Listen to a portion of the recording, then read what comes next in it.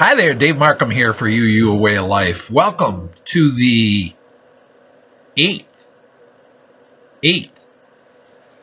Tuesday night class. The course was designed to be a series of 16. So tonight marks the halfway point, class number 8. We have been studying the first principle of Unitarian Universalism, which is that we covenant together to affirm and promote the inherent worth and dignity of every person. So, welcome to our 8th class, and we've talked about a number of things. Tonight, we are going to be talking about how is inherent worth and dignity manifested in our life.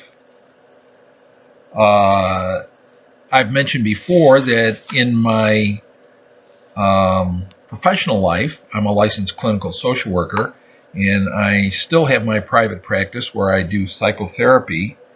And my understanding of the psychological and social theories that inform our understanding of human behavior, that most of our human behavior is conditioned by our culture. The sociologists call it socialization. There are values, opinions, beliefs, and practices that we grow up with in our family of origin and in our community, in our church, in our nation. And while we think we have free will, there are plenty of experiments by Solomon Asch and Stanley Milgram and others which show that people are very peer dependent. They are not as autonomous and do not exercise their free will, but rather are extremely dependent on obtaining and retaining the approval of other people and avoiding their other people's disapproval. Anthropologists who study primitive cultures report that the severest punishment in a primitive culture, which is based on life in a tribe, is ostracization, being shunned. And there are plenty of studies that show that people that are subjected to the penalty of shunning by the community sometimes die within 6 months from being ostracized from the group. We also know in studying our penal institutions that one of the severest forms of punishment is solitary confinement, which sometimes leads people to have very severe mental problems. So we are social animals, and most of our thoughts, feelings, and behavior, even though we're not aware of it and don't want to admit it, is a result of the influences of the groups in which we participate. In A Course in Miracles, it talks about the ego. And the ego is constantly looking for special, what the A Course in Miracles calls special relationships. Special relationships are give to get. I'll do something for you if you do something for me. I'm expecting that you'll make me happy by doing blank, blank, blank. You're expecting that I'll make you happy by doing blank, blank, blank. If you don't do what I think you should do to make me happy, I think you could if only you would, and you won't because you're holding out on me. Conversely, people very often expect us to make them happy. if it's by nothing less than obeying or complying with their expectations and requirements. And so we have to decide whether we are going to give in, as they say, and do what they want us to do in order to make them happy, or sometimes shut them up and get them off our back. But nonetheless, the point being made here is that we're social animals, and we're heavily influenced by the expectations and requirements that other people have for us, and the power relationships that we get involved in, where if we do not comply with a more powerful person's expectation and requirement, will be punished. On the other hand, if we do comply, we may be rewarded. So while we pay a lot of lip service to the idea of free will, unless you're enlightened or extremely differentiated, as Dr. Murray Bowen calls it, it's highly unlikely that you're going to operate and function in an autonomous fashion. So our ego very often controls our life, not our better self. Eric Berne, also a psychiatrist back in the 70s, wrote a book based on his theory of transactional analysis called Games People Play. What he meant by a game was a habitual pattern of interaction. And he identifies a number of these habitual patterns of interaction that lead to some sort of payoff for the person who initiates these kinds of manipulative maneuvers, which usually are unconscious. People are not even aware that they're doing it. And so Freud talked about the neurotic behaviors that we engage in. And Eric Berne took that idea of neurotic coping mechanisms and he turned it into a transactional model which describes how people interact in a game-like way. And once you understand what the game is, those patterns are predictable. And so we get back to the idea of, is the person really free? Do they have free will? Or are they merely engaged in drama? The ego in drama runs our life. And to say that drama in ego has inherent worth and dignity, I think, is a mistake. Inherent worth and dignity does not manifest in neurotic, egotistical, manipulative, dramatic situations. And so very often people find themselves emotionally sucked into patterns of interaction that I don't think they or anybody else would describe as contributing to human worth and dignity.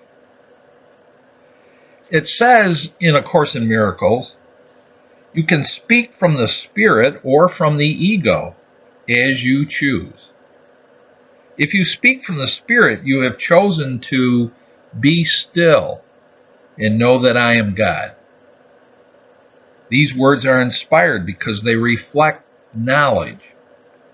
If you speak from the ego, you are disclaiming knowledge instead of affirming it and are thus dispiriting yourself.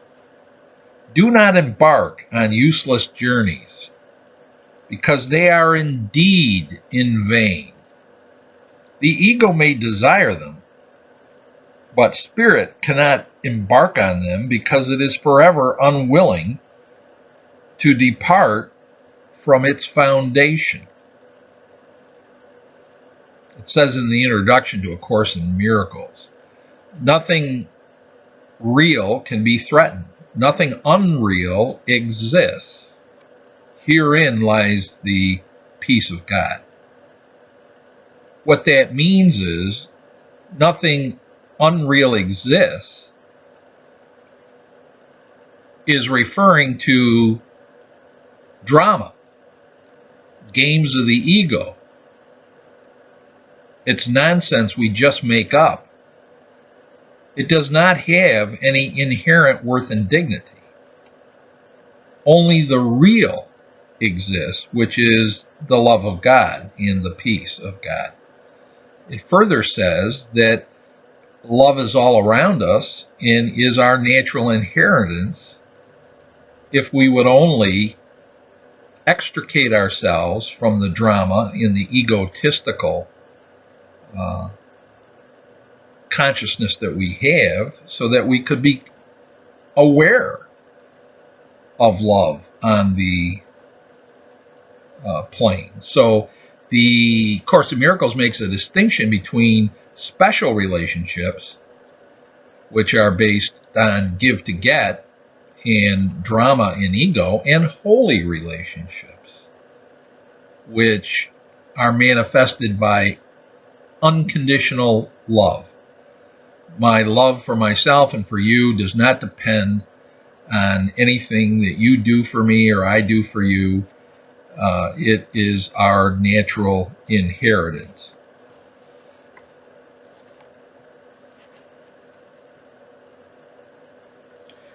Linda McCullough Moore, one of my favorite short story authors, says in her story On My Way Now, which appeared in the Sun magazine in April of 2014, she writes, and I quote her, "I see now that my mother, all her life, was playing to an audience. I think it's how she would have liked to have ended her days, on stage." Yeah.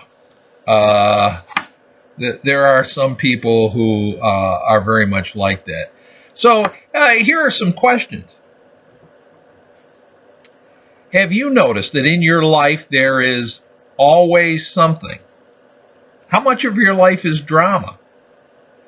50%, 75%, 100%? And what does this drama usually look like for you? And what roles do you find yourself habitually playing in this drama? And if the drama, and it usually is hurtful or distressing in some way, would you say that the interactions that you have with other people have inherent worth and dignity, or is it nonsense? And my guess is that usually, particularly in my case, I find that when I get involved in drama, it's nonsense. Having said all that, Peace Pilgrim says there's a divine spark in each one of us. And she said when she met people, she would focus on that. And I'm wondering if you've ever tried to do this with someone that you found annoying, offensive, repugnant, and if so, what was your experience? I think when you look for the divine spark in yourself as well as in other people, you are becoming aware of the inherent worth and dignity, and you're overlooking and forgiving the person's drama and neurotic, egotistical behavior. So, to go back to what it says in the Course in Miracles, you can speak from the spirit or from the ego as you choose. And so we will end tonight with that question of, what do you choose? To speak from the spirit or from the ego? And I think as you try to speak more from the spirit, it takes a lot of patience and persistence, because we make up our mind that we're going to do that, and we find ourselves slipping into habitual, manipulative, gamey patterns of interaction. And so we also have to be persistent. We have to go back and,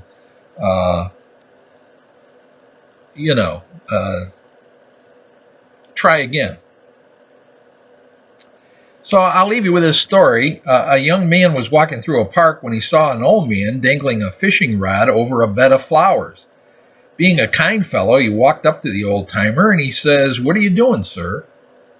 And the old man replied, "Fishing." The young man felt sorry for the old man, so he said, "Fishing, eh?